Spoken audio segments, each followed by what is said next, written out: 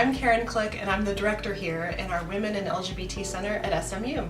This is Val Irwin. I'm the program advisor for the Women LGBT Center here at Southern Methodist University. And we have 4 pillars within the Women LGBT Center that we find kind of frames our work.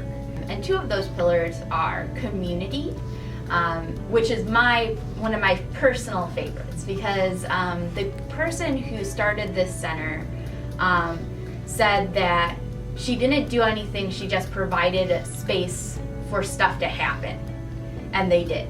And I always love that quote, because I think a lot of the greatness about a center is the kind of ebb and flow of communication and people feeling safe and comfortable and being somewhere that they can find a sense of home and community is really important. Our second pillar is voice. And so again, a very good pillar. Voice is important because it really talks about how do students, staff, and faculty use their voice. We do this in a lot of different ways.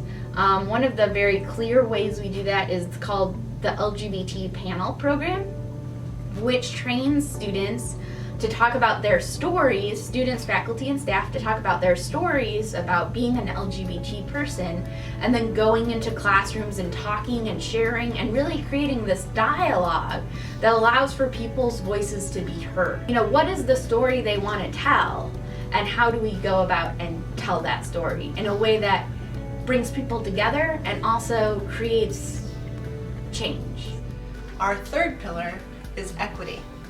Equity is so important to us as we work with students to find ways to advocate on their behalf and make sure that their college experience is equitable with everybody else's. We have the opportunity to serve on our President's Commission on the Status of Women, where we look at real equity issues impacting women on this campus. We serve on the Sexual Assault Misconduct Board, and we're there to help the university talk about equitable issues impacting all sexual assault victims.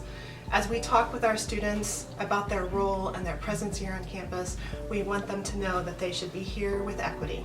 Our fourth pillar is purpose. Everything that we do here at the Women and LGBT Center is meant to be done with purpose.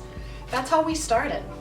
Our history with the Women's Symposium in 1966 was a group of community members and faculty, staff, and students here at SMU sitting down, mapping out the future of SMU and deciding what was needed for women and our LGBT community. They decided that we had to have a Women and LGBT Center to provide community and voice and equity for all of our campus. And so in 1973 we were born. But we continue through all of our work with student leadership in our different student organizations, reminding people that we're here with purpose. I first got involved with the center when I joined Spectrum and became co-president.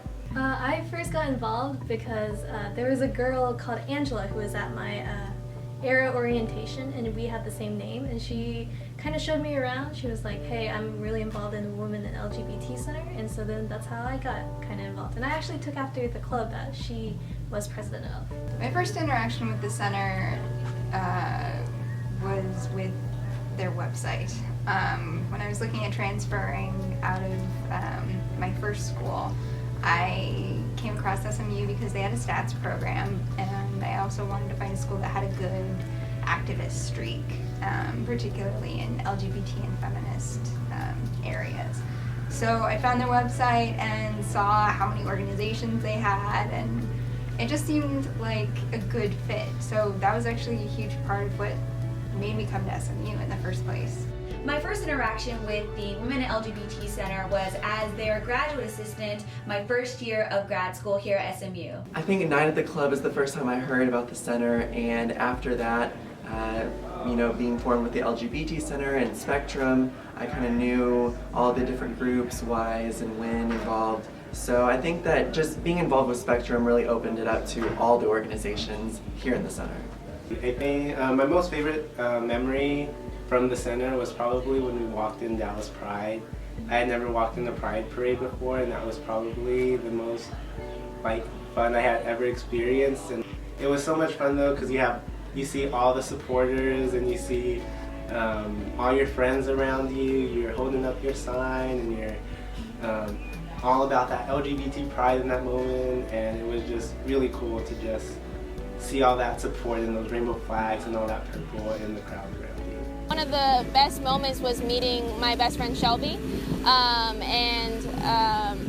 guess meeting the people in general. It's always a fun time going in and having debates about whatever hot topic there is that day, or just hanging out and laughing with everyone. My favorite memory with the center definitely has to be the vagina monologues. I think that when I think of the Women's Center and the LGBT Center, there's not an event on campus that really encompasses what it means to be a part of the Women's Center or the LGBT Center.